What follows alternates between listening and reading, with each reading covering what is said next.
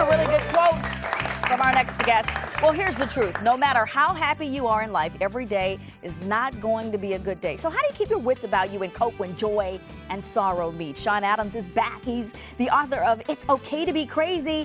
And we love having you here, Sean. I love being here. Thanks for having me. So much good feedback from you being on the show. And I love that we're able to take your book and comb through kind of the chapters that stand out and that make a difference. I love this one called Where Joy and Sorrow Meet. And you go into great detail about the fact that you got to be willing to pay the price.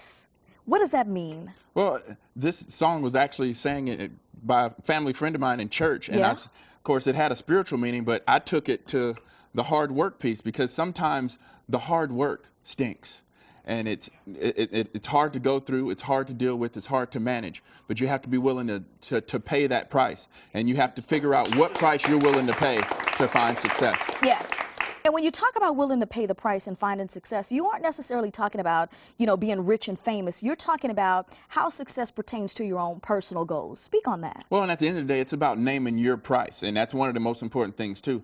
I wanted to be a great athlete, and I had the fortunate time to be an All-American and do all that kind of stuff in college.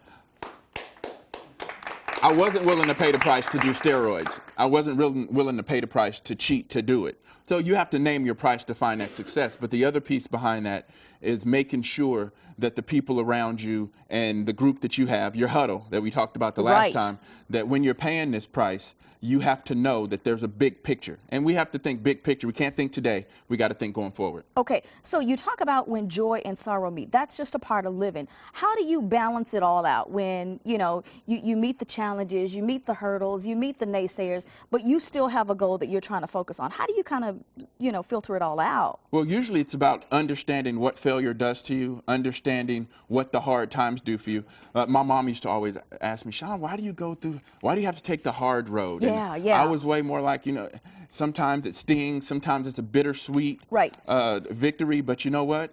To me, that's the life worth living. And at the end of the day, when I'm on my deathbed and my grandkids are around me, I don't want an arrow in my quiver. I want to have tried everything. I want to have done everything I could to make a success out of my little corner of the sandbox that I was blessed with. So I look at it that way, and that pain might be bittersweet, it might be tough to deal with, but it's something that you can grow from, develop from, and other people can learn from. Yeah, one of the things that you've talked about in the past and being here, which I think is very poignant, is you say on the road to success and finding dreams, sometimes there are people that you have to just say goodbye to, family, friends, relationships, in order to stay on the straight and narrow sometimes. Well, and that's tough, but sometimes tough conversations need to be had.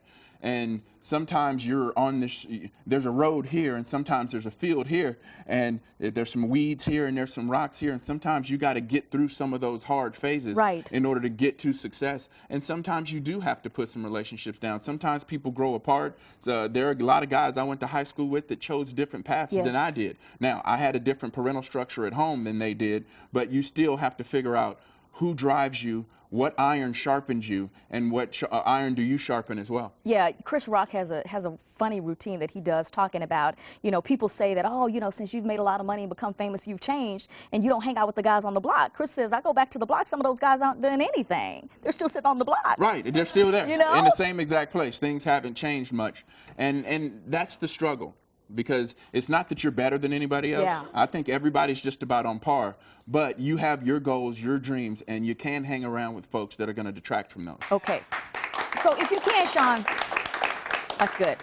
Tell us some things that people can do. People sitting at home right now listening, when they want to revitalize, reassess every day. Because sometimes the goals get lost, and, you know, we're living life, and mortgages and car payments and everything's going on. You do lose focus sometimes. Well, one of the things we have to deal with is many times it's not about us setting a goal too high and never reaching it. It's about setting a goal too low and actually reaching it.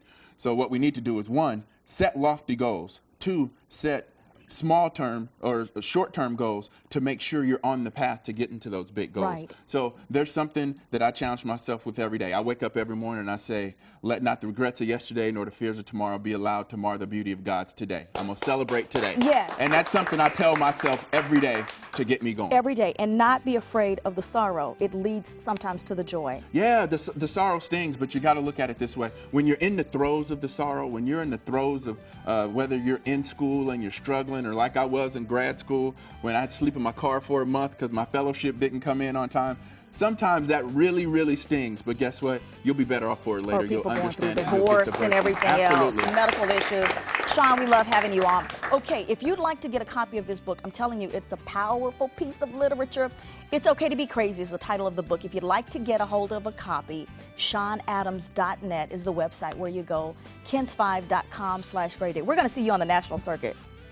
I just feel like it. You have a powerful, great message, Hey, Sean. I appreciate it. I do. Continued I success. really do. Thank you Thank for you coming so on the much. show. We'll see you back again, hopefully next month. Absolutely. All right.